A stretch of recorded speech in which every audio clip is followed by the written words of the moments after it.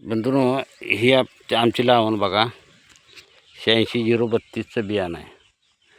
आता हे मी याला आता भर घालायला लागलो, 1 महिना झाला याला. आता भर घालायला लागलो आहे.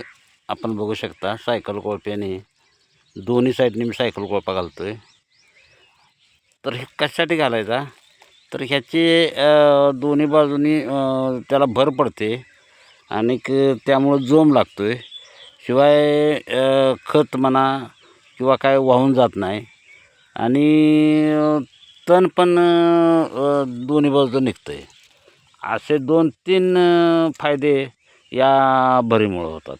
आता ही भर साधारणपणे घात आल्याशिवाय घालता येत नाही, भरता येत नाही.